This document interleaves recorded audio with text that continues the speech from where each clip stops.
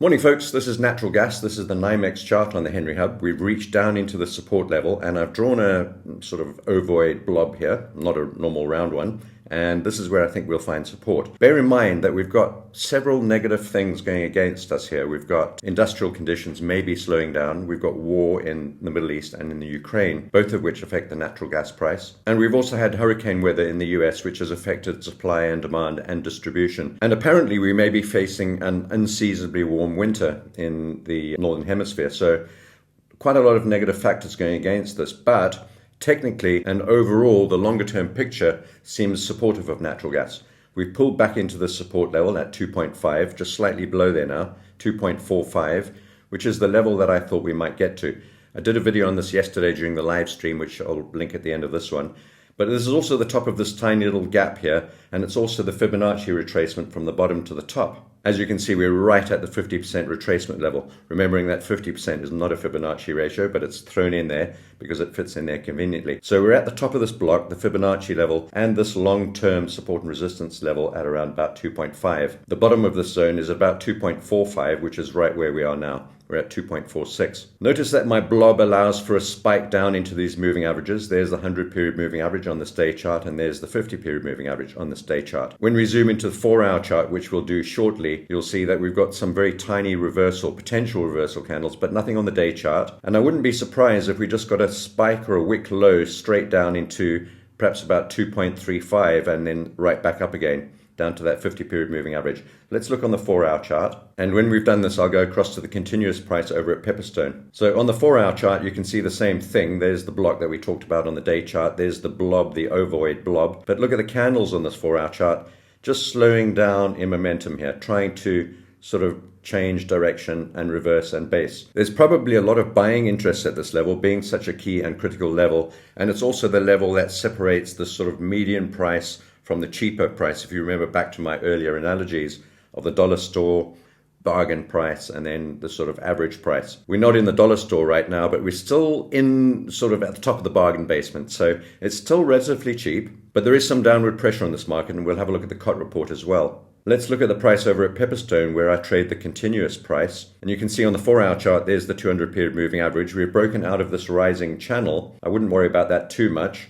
This key level here at the 200-period moving average and related to the futures price is a really important level. Let's switch this to the day chart and have a sort of a more distant look. And there's that channel we broke out of. Look below us, there's the 100-day moving average on this continuous price at Pepperstone. And the 50 is just curling up underneath as well, the 200 a little bit further down. There's a big order block here at 2.25. Remembering this is the continuous price, so it's about 10 cents lower than the Henry Hub futures right now. So this continuous price could drop 10 cents quite easily and quite comfortably, and we'd still be in an uptrend, still bullish.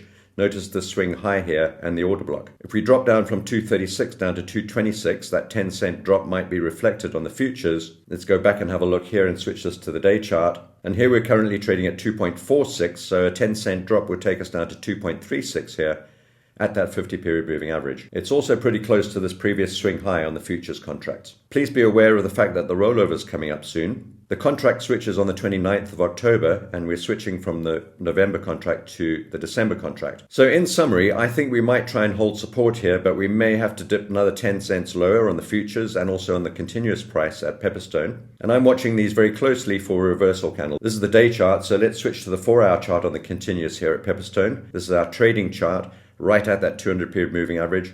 One tiny little full stop candle, and this current 4-hour candle forming the same sort of shape. If we don't hold here, I expect we might drop another 10 cents down to about 2.25 on the continuous and 2.35 on the futures. So to keep it simple, let's go back to the futures. This is what makes natural gas trading really difficult. I mentioned this in the last video. I really want you to have a look at some of the cautions I posted there. So going back to the NYMEX, we're looking at this buying level here at the bottom of this red block and the bottom of the sort of rollover and the Fibonacci level. Given that, we may have to drop another 10 cents lower. If we do that, I'll be looking to add some more. I don't have a full position. We took quite a lot of profits at the top here. So I'm now ready and willing to buy more natural gas. I'll be watching very closely for a reversal candle here and then one down at the bottom here about 10 cents lower. Let's have a look at the COT report. Just a couple of things. I posted this up on X this morning quite early. If you don't follow me on X, you should go and do so right now. There are two things on here which are kind of noteworthy. First of all, we're fairly balanced. The commercials, producers, and managed money roughly equal long and short. Slightly more to the long side, in fact, on the commercials, slightly more to the short side on the producers,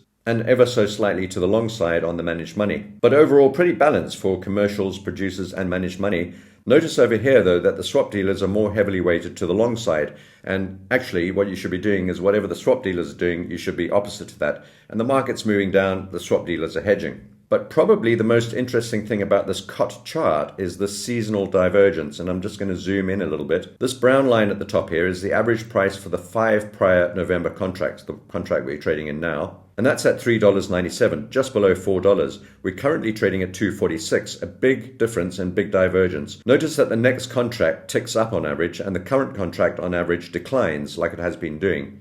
If this pattern holds, we should tick up in the next contract as we roll over. But we should also catch up some of this divergence, and we're trading a long way below where the average price is for this time of the year.